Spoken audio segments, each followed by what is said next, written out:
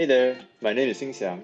Welcome to a quick video about my final year university project where I built an inventory management web application from the ground up.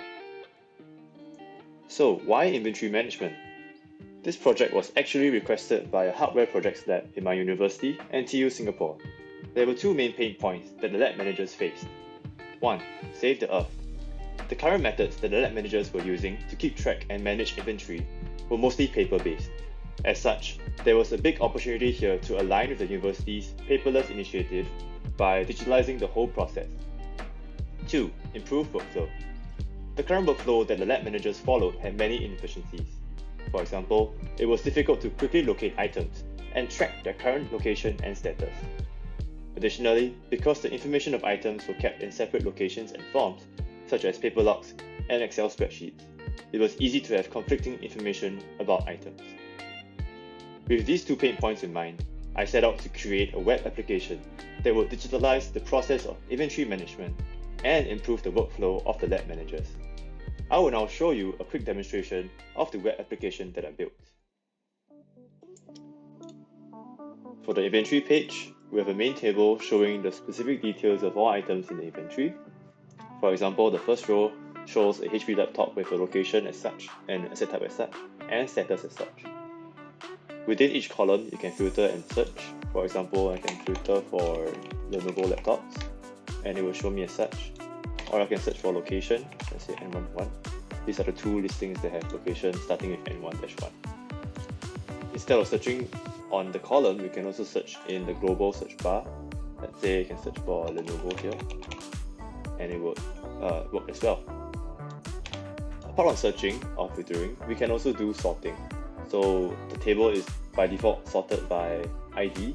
We can also sort by descending ID, or we can of course sort by name, sort by location, sort by asset type, etc. We can also have multiple filters turned on at the same time. So let's say I want to do Lenovo, and I want to search for those that are available. So you can see that the current listings of 8 items show Lenovo laptops that are available. I can also change it to, let's say, 40, and this will also work as expected. Now that I've showed you the basic functionality of the table, I will now proceed to show you how to add an item into the table. So you can add it by clicking on this button over here and clicking item. So firstly, you'll be asked how many items you want to add. So you can add a single item or many items. For the demonstration, I will add a single item. I'll skip the optional fields for now. So the name, I can just do a MacBook Pro 2025. I'll leave the asset type and item status as the default ones. Location name, I'm going to select it and click on this pre-added location. So this is basically a convenience feature that basically helps the user to quickly fill in the block, floor, and room numbers. Next, I'll pick an image and I'll add a remark. And I'll save the item. So after creating the item, the user is redirected to the item's detail page, where you can see all the details of the item they just added. You can additionally see a new field called Label PDF. So clicking on this will download the physical print label that the user can print out and paste on the object itself. This label is useful for the lab manager primarily because of the QR code, which gives them easy access to an item on the system. The item label contains a QR code that the user can scan to quickly find the item on the system without searching for it via the various search boxes. To demonstrate the QR code scanning, I'll go back to the inventory page and click on the scan button. I will show the QR code, and we are correctly redirected to the correct item detail page. Apart from the item label, there is also the item log. Now let's say that the user has just sent this MacBook Pro to a repair vendor. They can add a new log and include specific details about the vendor. This additional flexibility means that any other user is able to keep track of the item's whereabouts accurately. Now I'll be talking about this feature, the export to CSV feature. This feature is here and was requested by the lab manager because it allows them to export all the data in the database out to a CSV file for their safekeeping. As you can see, once I click on it, a CSV file will be created, and this is the CSV file after you open it, which includes the item doc as well. Now for print labels. For print labels, this is basically a feature that allows the manager to print many of those print labels at once in cases when there is a bulk addition of many items into the database at once. This ultimately saves time for the manager.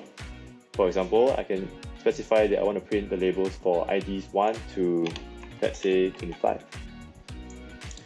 I confirm selection and click on this PDF, and I'll see a PDF file of the 25 items that can be printed out. The next feature I want to go through is the user management feature. So clicking on the profile icon on the top right hand side, you can access the Manage Users option. Clicking on it will bring you to the User Management tab.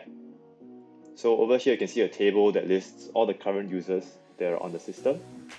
So this system has 3 different user roles, L1, L2 and L3.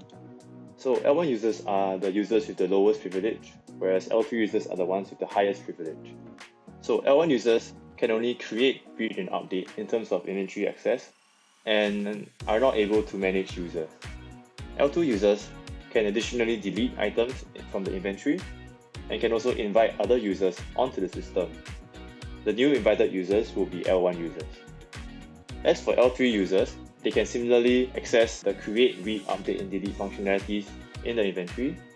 As for user management, they can additionally change the user roles. So for example, they can promote an L1 user to an L2 user. So for example, I'm currently user 1. I can change the user role of user 2 from L2 to L3 by clicking the edit button and then change the role from L2 to L3. Now you can see the new role for user 2 is L3. Another feature that I want to showcase is the ability to change your password. So by going to the same profile tab, you can click change password and you can just type in a new password. And the password will be changed correctly. Now we're demonstrating the password reset feature. So imagine you're a user of the system and you forgot your password. You simply click on the forget password link, enter your username or email. System will check whether this user is registered on the system. If so, a link will be sent to the email.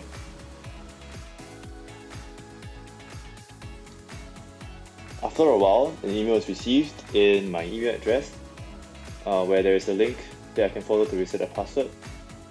If I copy and then paste it, I'll be brought to a website to reset my password. So I can type a new password and submit. And then the new password will be reset. So I can log in successfully now. Nice. Thanks for checking out my video.